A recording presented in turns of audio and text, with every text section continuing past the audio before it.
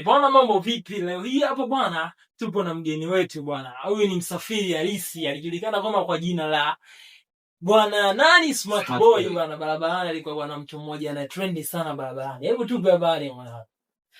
Safi ndugu yangu. Tuambie harakati za barabarani zinasemaje? Harakati za barabarani fresh. Nashukuru Mungu, isipobudi kabisa tunapambana na barabara. Kweli kabisa. Ndio. Bwana, leo hii hapa bwana tumekuita hapa bwana. Unajua kuna watu wengi sana wa inspire. Watu wengi wanahitaji kuingia kwenye hiyo industry ya kuendesha magari barabarani. Wengi wanapenda sana hiyo, vijana wengi. Ndio. Kwa hiyo bwana tumekuita, labda unaweza ukawapa ushauri vijana kadhaa, na tuna maswali yetu kadhaa tunaweza tukakuuliza. Ukawa inspire pia. Sawa, nashukuru, tuko pamoja. Bwana, swali letu la kwanza ambao watu wengi sana kwa wanabishana wanasema kwamba una uzoefu gani, yani una uzoefu wa miaka mingapi kwenye magari kutoka nje au hapa ndani ya Tanzania? Una uzoefu gani, muda gani? Una uzoefu wa miaka 9. Miaka 9 hadi 10. Ya, kwa sababu rasmi nimeanza kazi ya magari toka 2016. Ya, 2016 na 18 rasmi naanza nimepewa gari ya kwangu mwenyewe, naanza kwenda safari. Sio Tani Boy tena. Sio Tani Boy tena. Maana Tani Boy nimekaa miaka 2 kuanzia 2017 na 18 yenyewe. Ndio. Nikaanza kuingia sasa kwenye road. Sasa watu wengi unajua wanazungumzia bwana, Tani Boy kazi ngumu na hivyo maintain vipi kwa Tani Boy miaka 2? Tani Boy wala sio kitu kigumu. Ndio. Lakini endapo tu utakuwa unamsikiliza dereva wako. Ndio. Na amini kufuata yale matakwa niseme ya tuseme kwamba barabarani kuna miiko. Kwa hiyo Tani Boy akifuata ile miiko vizuri na akifuata taratibu zote za barabarani au kitu ambacho anataka dereva wake, mimi nadhani hakuna shida. Sasa kuna yale maneno watu wengi wanasema bwana, ukiwa Tani Boy wewe unakuwa mpishi wa dereva sijui nini. Ni kweli ni mambo ambayo tukua barabarani, hasa tukienda safari za nje huwa tunakuwa tunapika. Sasa hawezi dereva kaendesha gari kilomita 1000 alafu niambie dereva huyo tena aweze kupika. Maana Tani Boy amekuwa kama ni msaidizi wa dereva. Hizo kazi ndogo ndogo kama kufaulisha dizeli, usafi wa gari, kupika anapaswa kufanya kijana. Ndio wewe. Na ndio maana akaitwa assistant driver. Yes. Hana maswali watu vijana wanasema bwana, mimi siwezi nikaenda kwa Tani Boy muda mwingi na kwa kama mpishi nioshe vyombo. Mimi ukiona mtu anasema hivyo basi bado hana nia hapo, nataka kujua kazi. Lazima ufuate protocol hizo kwanza, ujue ili ujue kuendesha gari, uwe dereva lazima ufanye hizo kazi. Ufundisha ni kuosha gari, kwa msafi wa gari, kupika na kadhalika. Hizo kazi za babani ambazo zinajulikana. Sasa kweli lazima upike ule. Na watu wengine wanajiuliza kwamba hivi unawezaje kumaintain, unaenda na maji, yani ukiwa kwenye safari unabeba maji labda carton au maji mnachota wapi? Mara nyingi kutokana na mazingira ambayo tunaenda, kwa mfano Kongo ni changamoto ya mazingira. Udongo wa kule wanasema wenyewe una nini? Kwa sababu udongo ardhi kubwa na madini. Kwa hiyo kemikali nyingi sana kutokana na madini yanakuwa kwenye udongo.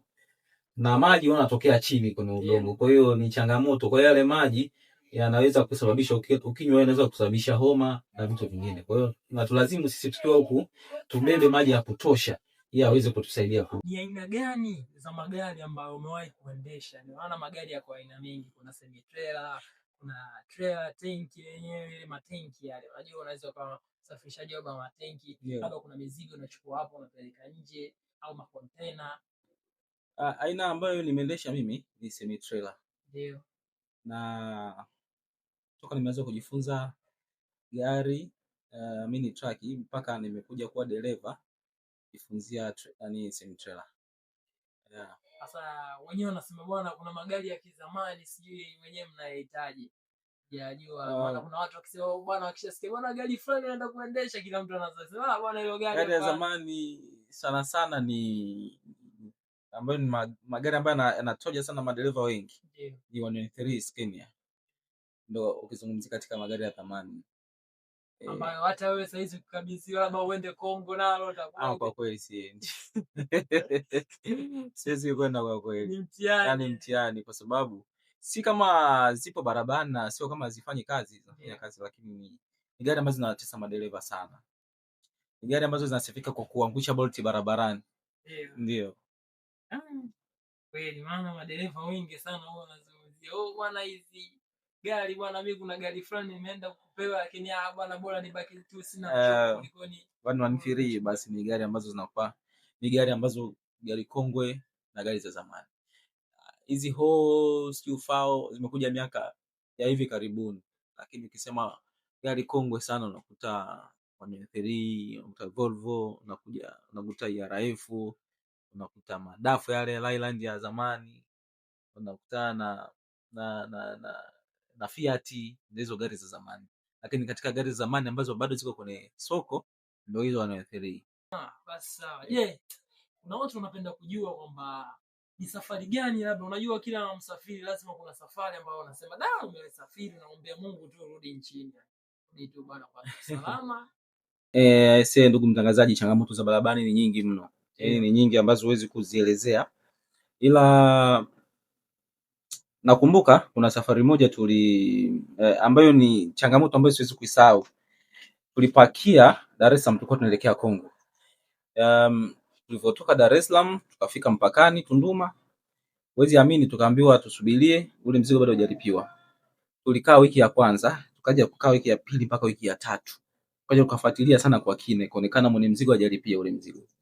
Lakini baadaye kama siku 4 hivi, baada ya mwezi, kawa tayari pameshamaliza process zote agent. Tukaja tukavuka kwa gari 2. Tukavuka tunaelekea Kongo hiyo. Kufika mpakani mwa Zambia na Kongo, tukafuatilia, kulikuwa na agent pale pia wakafuatilia process zote. Tukaja tukavuka tukaingia upande wa Kongo. Kufika upande wa Kongo, mwenye mzigo tena anasema mzigo atakiwa kurudi Zambia. Kwa hiyo ikawa ni kitu ambacho pia kituchosha sisi. Na tulishakaa mwezi mmoja na kama wiki hivi. Wakafuatilia tena process pale, tukavuka turudi Zambia.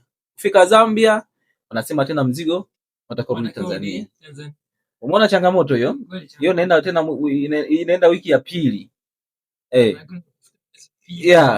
Sasa wakati wanafanya process za kutaka kurudi Tanzania, ikaonekana ule mzigo unarudi tena Kongo. Tukarudi tena Kongo, tukafuatilia zile process zote za kuvuka tena boda. Kashughulikiwa document, tukaja tukavuka. Tuka kwa mteja tena tukakaa wiki. Unajua kule Kongo utaratibu wao tofauti na huko kwetu. Utaratibu wa kule unapotaka kushusha, yani unakwenda na mzigo kwa mteja, unapotaka kushusha lazima kuna kuaga na wale wanajiita OCC, ndo kama TRA ya kwetu. Kwa hiyo unapotaka kushusha lazima wawepo. Kwa hiyo kwa subiri tu wale tena OCC wiki 2 tena. Mwezi utakuwa miezi 2 mpaka tunakuja kushusha ule mzigo, tunakuja kurudi Tanzania miezi 3. Kwa hiyo unakuja kukuta ni changamoto gani ambazo wanapitia dereva. Ni changamoto kubwa ambazo nikasema ndugu mtangazaji haziwezi kuelezeka, lakini ambayo ni changamoto ambazo siwezi kuisahau. Ni mzigo ambao tusumbua sana. Ndio.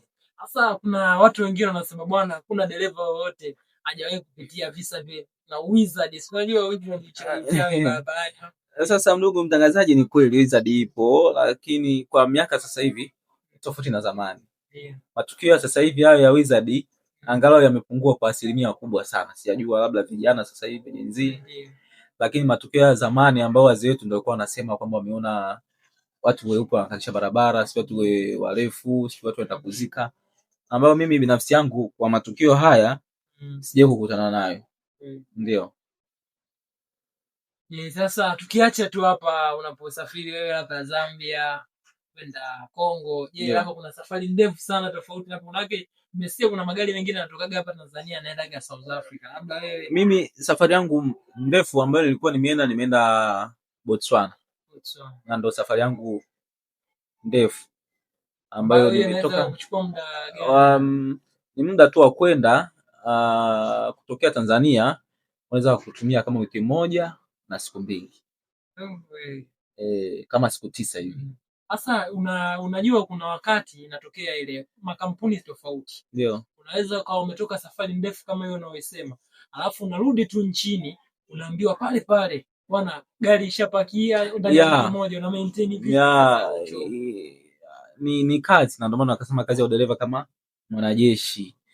Na hiyo ipo kweli, dereva anarudi safari, anakutana na changamoto ya kushusha mzigo, baadaye aende akashushe container, hapo anaambia akapakie.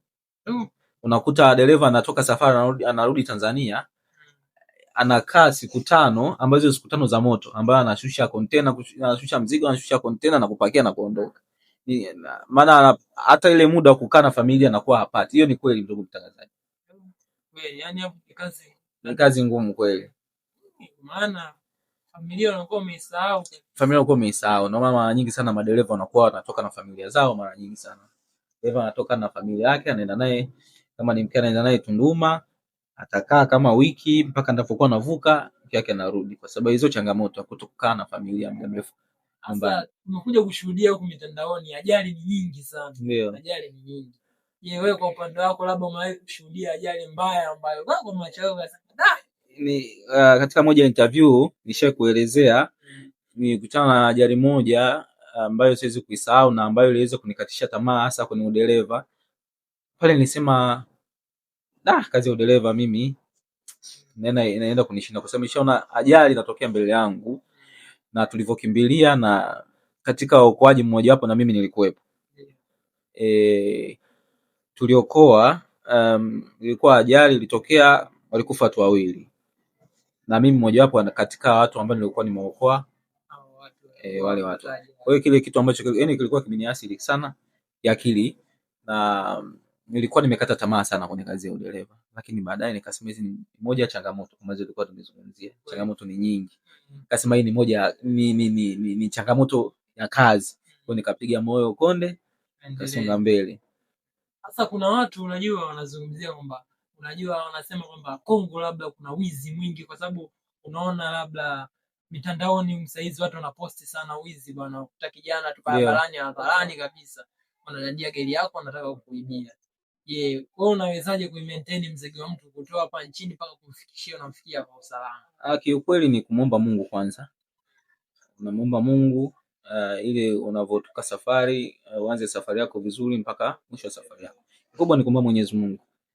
Kwa sababu ukisema kwamba ulinzi, kiukweli ulinzi hatuna, zaidi ya tunapopaki tunahakikisha tunakuwa na usalama wale walinzi ambao umjui anatokea wapi. Yaani kikubwa tu naposema kwamba ni unapoanza safari ni kumomba Mwenyezi Mungu akupeleke salama na kurudishe salama, lakini kusema kwamba ni ulinzi unategemea labda askari unaweza kutembea naye, iko kitu ambacho hamna. Hata ile kwa mfano tunakuwa tunarudi tunapakia kopa, kuna kitu kinaitwa escort, tunakuwa tunapewa escort ambaye ni mtu ambaye anakuwa analinda ule mzigo. Unakuta escort pia na yeye usiku ukifika nalala. Na unakuta escort unaopewa ana kirungu wala bunduki. Kwa hiyo ni kitu nilichokisema kama mwanzo ni kumomba Mwenyezi Mungu tu katika safari yako. Safari zako labda, kwani kuna ile tunaambiwa matani boy ni ulazima wa kwenda kukusaidia, au ni magari labda watu nasema bwana magari mabovu utani boy ulikuwa zamani kiukweli, ya kiuhalisia utani boy ulikuwa zamani ambapo dereva alikuwa na gari bovu, ilimpaswa kuwa na kuwa na vijana hata 2 ili kusaidia. Lakini kwa sasa hivi magari tulikuwa tunayo magari ya kisasa zaidi. Kwa hiyo kumchukua kijana ni matakwa yako mwenyewe dereva. Maana tunakuwa tunasaidiana tu barabarani. Hasa sasa hivi ukiangalia vijana ambao tunakuwa nao tunachukua, unakuta mtu anamchukua ndugu yake. Hawezi kumchukua mtu tofauti na ndugu yake. Ndio. Sasa tunakuja watu wanajiuliza sasa. Kuna watu naingia kwenye udereva lugha inakuwa gongana. Je, kwenye nchi za watu na vijije kusurvive na lugha ambayo sio ya Kiswahili? Maana si wengi. Ni swali zuri na ni maswali ambayo wanakuwa wanajiuliza watu wengi. Lakini kama nilivyosema, dereva kama mwanajeshi. Yaani dereva kwanza aelekezwi. Leo tukimwambia dereva nenda South Africa na anafika na shusha mzigo na anapakia na rudi Tanzania. Hata kama hajawahi kufika. Kwa hiyo sema dereva ni mtu ambaye amepewa future sana ya kufikiria na kuona mbali. Kwenye swala la lugha tunaelewana hivyo hivyo. Yaani kibishi hivyo hivyo kivuko. Atakuelewa. Mtaelewana tu. Sasa kuna story ambazo watu wanasema bwana, miezi kadhaa hapa nyuma ulipotea sana katika mitandao